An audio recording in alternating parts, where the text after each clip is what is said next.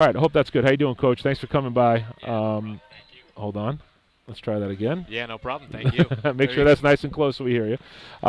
So, that game, I guess, 54-17, probably not a surprise, but the record the Senators have coming in, they haven't won a game yet, and I wouldn't want to play you guys after Saturday's game. So did that have anything to do with it? Your team just wants to get that, wipe that off their memory and just get into it again? Yeah, listen, I think we spoke about this the last few days. Like, I apologize to them for not doing a better job in game helping us to win on Saturday, and so it was nice to see the team come out and rally in spite of that for me / us today. So it was a great opportunity for us to lay some tape down and see how we can get a little bit better. Obviously, we have Central on Wednesday, but then we have Danbury Saturday, barring the nor'easter that may be coming. So yeah, they just got a weather alert, so that could be something. Oh, geez, the weather. So we've got five days to get ready for Danbury, but obviously we have Central first. So I just think it's a nice opportunity to really work on our stuff and our fundamentals and get back to the things that make us who we are. So tonight was a good step in the right direction for sure. Yeah, we were just talking about, me, talking to myself about the Danbury game coming up, and you had a great game up there last year. And both the boys and girls programs like to play Danbury. They're a very good team and very competitive. If you don't mind, let's talk about Saturday. What do you think about it? I mean, listen, I love what you guys do as coaches and the chess game that goes on within the game. What are you critical of yourself about in that Saturday game as you reflect on what happened there? Yeah, so I just think I need to do a better job of leading our team mentally first and foremost. I think as it's very rare for us to blow a 10-point lead in the fourth quarter at our gym, right? So with 10 seconds left, we turn the ball over in the third quarter. They come down, bang a three, so 10 becomes 7. And then, we had a player foul out at the beginning of the fourth quarter. And then I think we became too focused. Again, my fault, led on, the refs and what they were doing and not focused enough on what we were doing. And I think that at the end of the game, while we're trying to run some clock, that also doesn't mean that we're not trying to score. And I think that our kids, kind of locked up when we put them in this clock running situation. But our intention wasn't to run clock like we might do in a game where we were up double digits. Our intention was to run clock, force a defense to come out of their comfort zone and open up easy seams to the basket. And unfortunately, I didn't communicate that well enough, and I think it made us appear like we were trying not to lose instead of trying to win. And so, hindsight in this business, I guess, is 2020, and I've been super critical of myself always, but certainly over the last few days. And the only thing we can do now is use that as a huge learning opportunity, and it starts with me. So Sure. the kids have been great in responding to that, and I apologize to them, and I'm sure there's things that they wish they could have done differently or had done differently, but ultimately it starts with me, so I take the accountability on that one. Yeah, I mean that's you're gracious, and that's the coach's job. When you win, it's the kids, all honor to the kids, and when you lose, it's on you, right? I mean that's how it goes, and no one thinks they're going to go whatever and and even though you've had the pleasure of doing that, right? I mean, to lose now is better to lose later sometimes, and it can send a message and get your team prepared. Was there something different about your team on Saturday? I commented when you guys were up 8 points, it didn't feel like your A effort. Something felt off to me in that gym that day, and I don't know if it was the stench of the Windsor game still hanging on me or if your girls just felt a different energy. Listen, Simsbury's good, and they had 5 girls who could all play defense. It reminded me of your team very much watching Simsbury play. It was actually like a little bit of a mirror image of each other, and I loved it. I thought it was great. And Sabia and the other girls. I still have my notes here. Yeah, Olivia Jarvis was very impressive. Anything going on there, or is it just one of those? Was it an off day for you guys? Did Simsbury force the hand a little bit? I'm sure they had something to do with it. Yeah, I think we panicked. Sabia averages 30 points a game. She had 4 points with 35 seconds left in the game. Yeah, wow. We completely shut them down.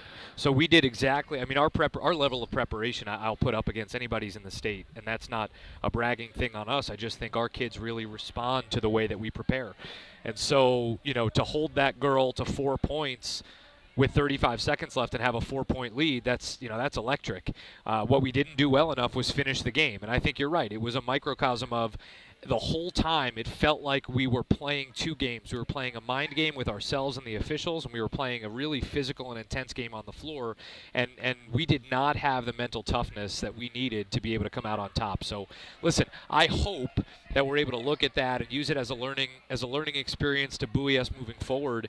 Tonight's a step in the right direction, but it's always a challenge when you play a team that maybe isn't as formidable as, say, Simsbury or as perhaps Danbury should be on Saturday. So you always want to test yourself right out of the gate again, but I think there's a lot of positives that can come from this. Again, getting the kids just to feel confident again and mentally, hey, well, this is who we are and this is what we're about and this is what we can accomplish. So I just love our kids so much, and they love you too.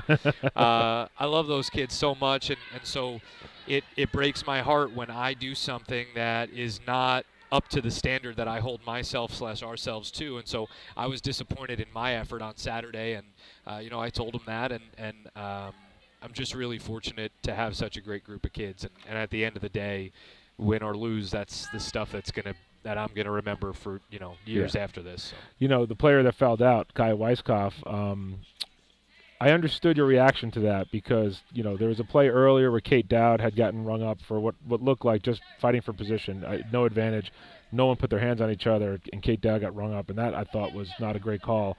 The Weiskopf call, I was a little blocked out. I honestly didn't see it. A lot of movement down there, but it seemed like today she came out here intending to not foul anyone, and you could really see her working on that. And I think that's something she has to work on, and I think if she does, she's going to be a scary force to deal with here in the FCAC. You can't have Kaya Weiskopf sitting on the bench in the first quarter. I mean, it's just not something I know you ever draw up or have in your game plan, and I'm glad to see that. To me, it looked like she came with that attitude today. I am not committing silly fouls, and I don't know if she had one tonight. Maybe she had one foul today. I'm not even sure. Yeah, she didn't have one. And listen, super proud of Kaya because I think these are all – listen, film doesn't lie, right? So, we can look at – I mean, Kaya fouled out in that game. We put together 5 other plays where they could have called fouls and didn't on her. So I was disappointed that they fouled her out on a call that, to me, didn't earn it. And I just didn't think – well, whatever. Yeah, it's okay. The officiating more about is Kaya what it is. Weiskopf than the officials, Kaya, right? I think look at the difference. She had 9 points in the first quarter, and when you see how under control she shot the ball and she distributed the ball, that's a two-way street. So how she plays on defense and how she feels she needs to exert is going to ultimately impact her offense. And so when she sees how under control she can be and how much better that makes the team, light bulb goes off, right? And so I hope that she's really impressed and proud of the way that she was in control tonight. Yeah. I know I was. I was know impressed. Her teammates were. Yeah. And that's the type of leader that we need on the floor in Kaya. And when Kaya can do that, I think we're pretty dangerous. I mentioned that it was kind of cool to see her out there with 4 younger players, and I know that was intentional. I know she got to flex her leadership and maybe feel what that's supposed to feel like. And I can appreciate what you did for her tonight, putting her out there and doing that. Now I need your help on something. Sure. Because you're killing me. You're rolling out these kids who I haven't had to call before. Help me out with that, will you? That's a good question. So I call her Zola Tarof, but I know that's not how it's said. Okay, I'm not the only one. And I have conversations with a bunch of them about their last names. Yeah, so, okay, because I was on my heel. I was struggling tonight with Listen, the play. I'll tell you what. We give. This program has really come a long way, at least in the 3 years that I've been here, and to be able to see some of those young kids battle in a varsity game with some of the older kids to kind of understand the way that we do things, I hope it's really special for them because it's special for us to watch. It's awesome. And I thought Hannah, all of them really, really emptied the tank for us today. But, how about Hannah, Emma, and Gabby getting their first varsity points today? Obviously, Zoe had her first varsity points a few games ago, and then Kaya hit her on a dime again. And Zoe's going to watch that back on film and wonder why she didn't put the ball in the basket and put that ball on the deck. But, I'm just really happy with the way that these girls have come in, and we don't drop a level. And listen, we challenge them in practice, and so for them to come in and see the fruits of their labor and get an opportunity to play in a varsity game at home in front of their fans, it's pretty special. Pretty cool. Zoe Damaris has some wheels, man. She can go. Yeah, I saw her Zoe's a turn. player. Oh my gosh, that was great.